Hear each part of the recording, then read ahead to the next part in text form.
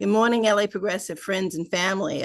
This is Sharon coming to you this morning from Los Angeles and talking to good friend and oftentimes collaborator and LA Progressive journalist James Farr. James is at KBLA Studios, 1580 AM, and doing his second gig. And James and I are talking about the lack of public space and the role that a specific church is playing in the recovery period. Now that people know what they have lost in the Eaton fire, there's been an organic development where a church, Pasadena Church, at 425 Sierra Madre Villa in Pasadena, that church has become a hub. So much so that it's even mentioned on their website. So I wanted to talk to James because James lives in that general vicinity. And James, you've been going up to the church a lot since the fires. Tell me what that's been like and what evolution you've seen in the development of this being a place, sort of a public space almost, if you will. Absolutely. Thank you, Sharon, and LA Progressive podcast audience. The church literally sits a half a mile from the flashpoint, the hot zone of the Eaton fire. At least what you may have seen in the news reports. Just up the hill. So about a half a mile there. And originally organizing in Pasadena started on the west side at the Flint Ridge Center with neighborhood servants. Brandon Lamar, the new president of the Pasadena NAACP branch, and other community members immediately went into action to figure out what people needed.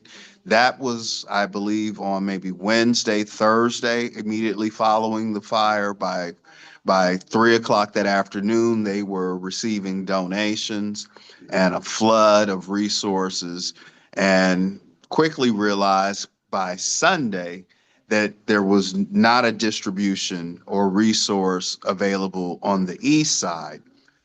Pastor Manning and the Pasadena Church, Pastor Manning is one of those pastors that is truly the essence of caring, right? Which is what the pastoral charge is. It is to care for the people, right? It's not so much to preach and teach, but it's to love and care for and be a shepherd. Well, he's shown up in community since 2020 around the social justice movements that we were all heavily involved in, and following the shooting of Brother Anthony McLean by a Pasadena police officer in August of that same year. And that's kind of where I first learned of Pastor Manning and his agency that he held in the community, prayer vigils, kind of doing that ministry outside of the walls. It wasn't a them kind of people or a us kind of people. He was just with the people. So, if you asked him, Sharon, he would tell you, that pastors often like to remark about the size of their congregation. Well, he says his is 186,000, which is the combined population of Pasadena and Altadena, right? How do we end up there? He opens up his doors to community on the east side. Again, my proximity to it first was to meet up with friends who had been displaced, right? To check in on people, to see what you could do individually, right? With individuals. And it's kind of on my walk with my dog and, it's really, proximity and, more than community, neighborhood for me. So I've kind of found that my dog found some agency with just kind of letting people smile and play with him. And, I have had an opportunity to meet people from around the country who have come there. People have found hope coming there. They found some things of comfort. They've found resources. They found money. There's now a free laundry, big trailer truck outside of the church now. So it's become a hub. Yeah, I took I went to the church on this past Saturday for some information and to see what kinds of resources were being offered to the community. James is here, and we're about to go inside the church. here on Sierra Madre Villa for a program at the Pasadena Church. Food stuff, other types of adult. I was just shocked when Dick and I drove up. There was a bus outside. There were food trucks. Mm-hmm. Actually could eat right there, but also there were boxes and boxes and boxes of donations of dried foods, canned foods, baby diapers, all kinds of things that people just immediately need. And there were dozens, scores of people lined up picking up these items. So they were people dropping off items, people picking up items. They had sort of a drive-through. At some point, I didn't realize, and I was like standing in the way of the drive-through, and people were beckoning me away, like, no, you're stopping traffic. Because I was taking pictures with my cell phone. So this really has become a community hub. And I hope that we're talking about the Pasadena Church, which is located at 425 Sierra Madre Villa in Pasadena. There's really been a loss of public space in the United States. I noticed that, like, during the Occupy movement, when Dick and I would go down to Occupy several times a week, and it really brought home the fact that we don't have spaces like 100 years ago. You'd have a town hall, you go to the town center, and people could use the town center to reach as many people as were willing to listen. We don't have that now. And so we have a crisis like we have. We're now realizing the depth of that crisis. And then there are threats of FEMA being taken away and threats of federal funding not coming through for the support services that so many people need, particularly marginalized people. Mm-hmm. Now in Altadena, that's a generations old Black community, and the Black community, really more than any other community except for the Native American community in the United States, the Black community and the Native community are very familiar with the inconsistency of resources and the unreliability, oftentimes, of employment and housing issues and violence and lack of medical care, poor diet, and all these kinds of things plague these communities. But now this crisis has just really deepened it. So I guess what I'm really interested in, I went to the church and I was looking around, and I'd never been to that church, and I am a Christian.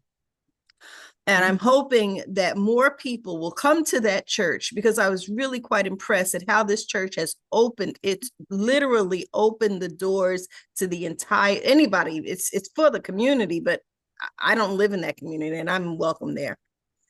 So absolutely. So you're going there, you set up a conversation live tent. And so what are some of the things that you're talking about? You mentioned Ben Crump had been there. And so who are some of the people that are coming? What kinds of conversations are you hearing?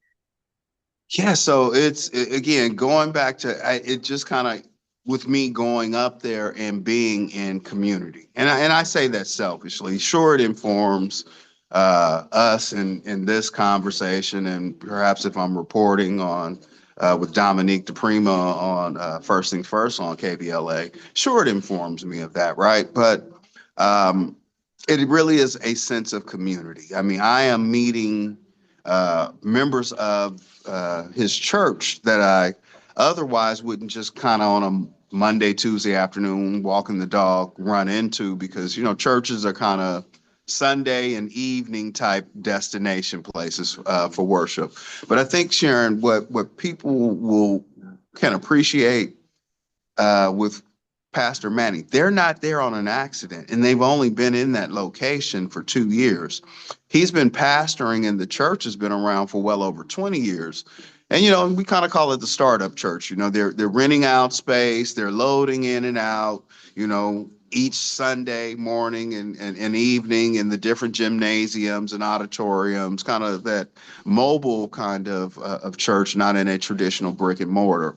What happened about 2 years ago is the denomination that this church was a part of, their congregation had aged out. I mean, literally, they were down to you were in that sanctuary, right? They were down to a handful of members, right, who were mostly commuting and, didn't have much of a desire to, kind of continue that on. The church had two options: shutter or put the property up to either for sale or whatever use, right? It's a nice size property, right? Um, but because of Pastor Kerwin Manning's and his church, the Pasadena Church's agency and community, and the way that they showed up in 2020 around COVID and social justice issues, that denomination reached out to him and asked him, would he like the church? And he said, "What do you mean? Would we'd like to give you this church?" He's like, "Well, what's the catch?" They're like, "There is no catch. If you're interested, we see you. We see you, right? This is not a black denomination or anything like this. I don't even know who it is, right? But we see you. And if you would like to take the church, we will deed the property 100% free and clear to you so that you can continue doing the work that you've already been doing." So when you catch up with him, meeting him and the church in 2025, Sharon, that's just a continuum of what has already been in motion. And as I shared, you talk about what are we talking about on Conversation Live. I talked with Pastor Manning about that, and we had that understanding that he was being prepared for what was ahead of our community some years later, but he needed a storehouse. He needed a warehouse. And so now he has infrastructure and resources to distribute these things. Someone donated a 40-foot storage container, one of those that you make tiny homes out of, right? Shipping container. So now that they can, be good stewards of some of the resources, or all of the resources rather, but there's some things that people may not necessarily need immediately. But one thing we do know is there is a need in our community for resources. Wages haven't kept up. Wow. That is, Dick just slid in here. I didn't mean for you Hey, to Dick. put the camera. I look at that light that's on my face. Yeah, on your, yeah. Could you take care of that? It's coming from the window there. Okay, so I might cut that out. Maybe I want. Well, you could just stand there. Oh, he's standing there. Just stand there, Dick. Yeah.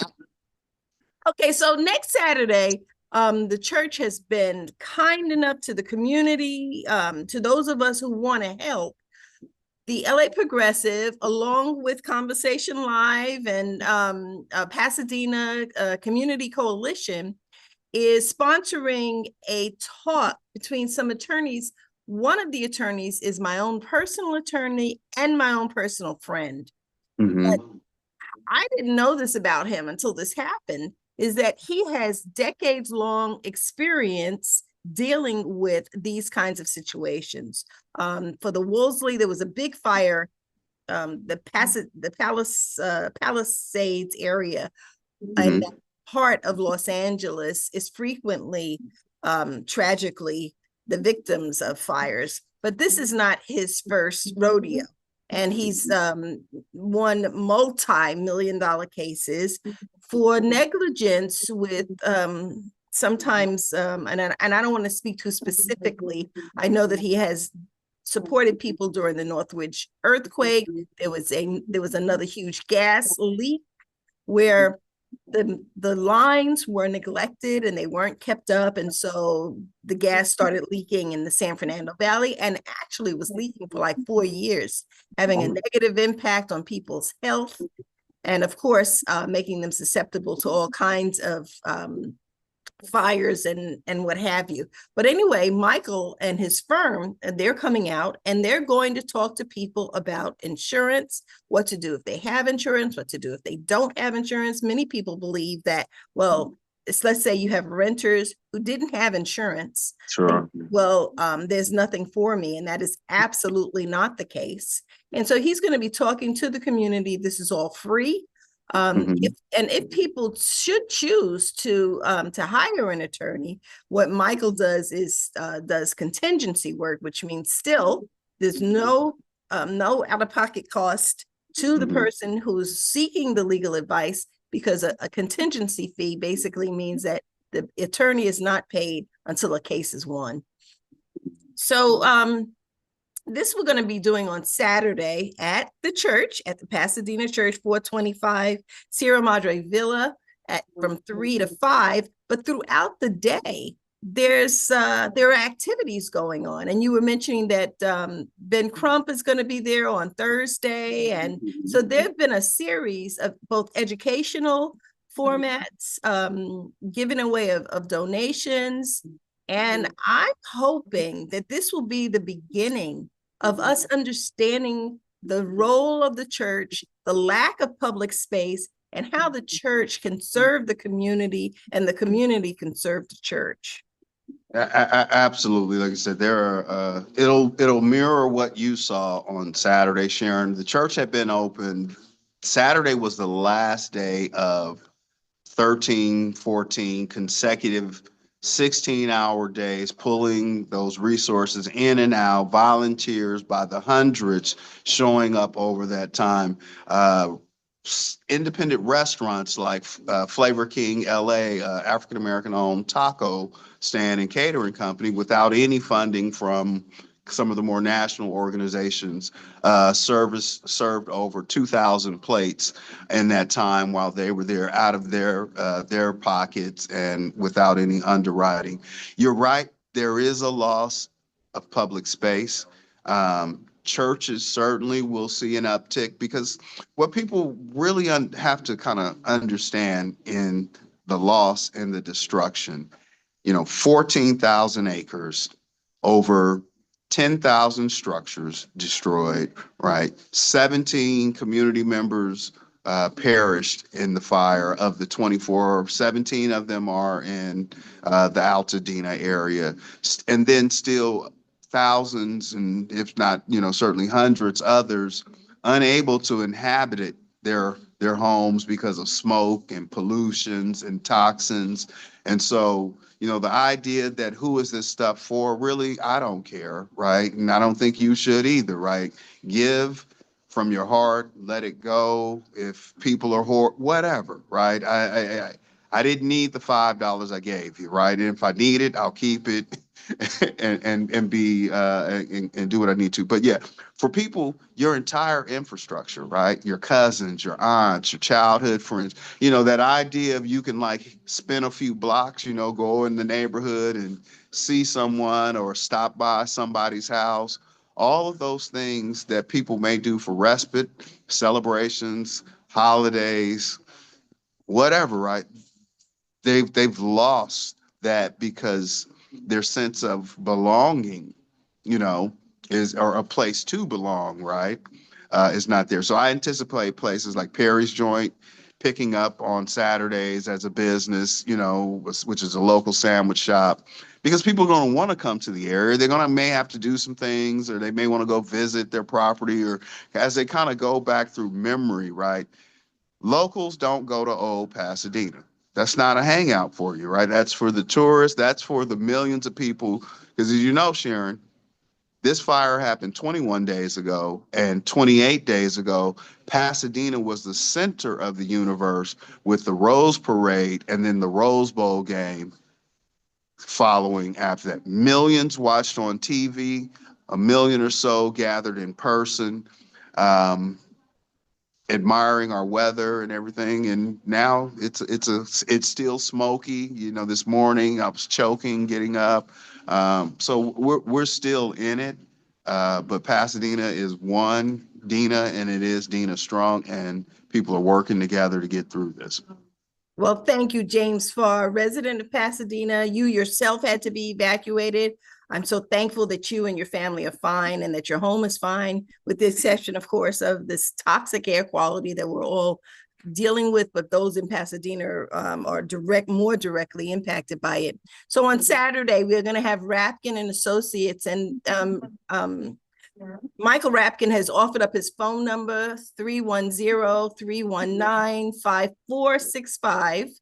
310-319-5465. You can contact Michael. He is an attorney in Southern California with an expertise in dealing with the kinds of things that people are struggling with, issues with insurance and trying to recover some form of normalcy in their lives after these terrible fires. James Farr, it's such a pleasure talking to you. I will see you later on this week because we're coming back out to that church to take a look at the wonderful things that are going on there at the Pasadena Church at 425 Sierra Madre Villa in Pasadena, California. Thank you, James. Thank you, Sharon. So long. Bye-bye. Thank you for sticking around. If you like the LA Progressive content and the discussions we have here, please consider clicking the subscribe button below and also give us a thumbs up. That helps to grow our audience by feeding the algorithm, which helps to get this content in front of more eyes. Thanks for stopping by. We really appreciate your support.